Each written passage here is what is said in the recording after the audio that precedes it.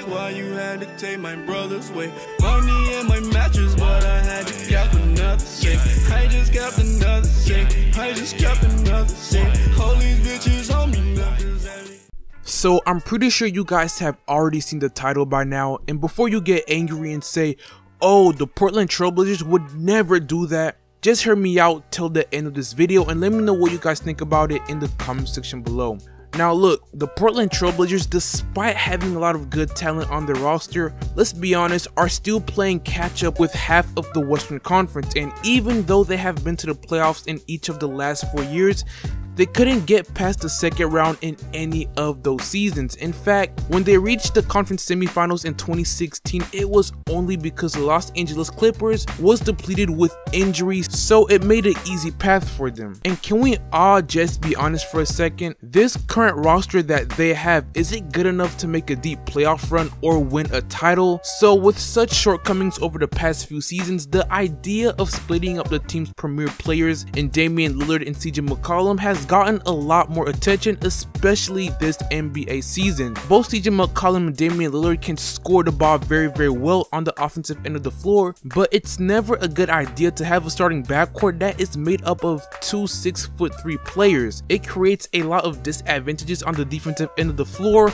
with a lot of mismatches, which is a problem that they've been facing for many seasons, and because of all these problems, they should consider or they should trade CJ McCollum. And the only reason why I think they should trade CJ McCollum and not Damian Lillard is because, well, Damian Lillard is their franchise player and I don't think they'd want to trade him. Also, I don't want you guys to get me wrong. I'm not saying they should go onto a full rebuild mode or something along those lines. I'm not saying they should trade CJ McCollum for some good draft picks or some good young pieces, but I think if they were to trade CJ McCollum, it would be for a small forward or a power forward who is on the same level as CJ McCollum, you know, a potential all-star or an existing all-star for a good front court. And with the trade deadline being on February 8th, which is only 3 weeks away, I'm not saying they're going to trade him before the trade deadline. I mean, but you never know. But maybe sometime during the offseason, because we all know there should be a lot of action going on by then. But if some of you guys still disagree with me or kinda iffy on what I'm really trying to say here, take the Golden State Warriors as an example, alright? In 2012, the Warriors had Steph Curry and Monte Ellis. Both were great offensive players, but things were not clicking and they couldn't win with those two players on the court. So what they did was traded Monte Ellis and kept the franchise player, which was Steph Curry at that time,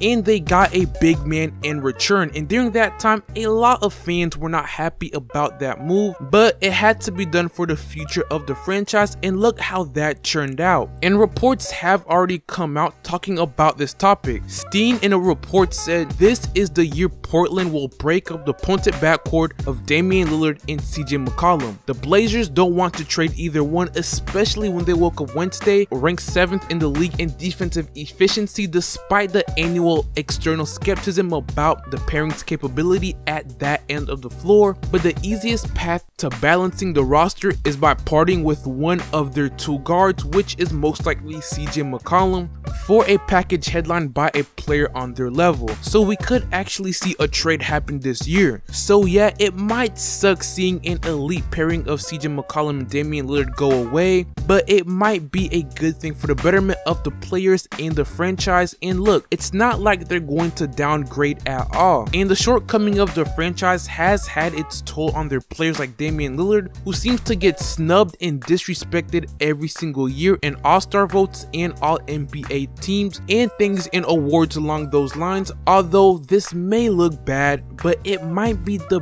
best thing to do in regards to their future. So for all my Portland fans out there, you don't really have to worry, although it is going to suck to see CJ McCollum leave, but it might be the best thing to do regarding to their future. But with that being said, ladies and gentlemen, that is all I have for you guys today, and let me know what you guys would do if you were the Portland Trailblazers management. I'd love to hear you guys out in the comment section below. Also, don't forget, I will be doing a giveaway at 2,000 subscribers, so if you enjoyed this video, don't forget to hit that like button, share and subscribe. But with that being said, guys, I hope you guys have an amazing day, and I will see you all later. Peace.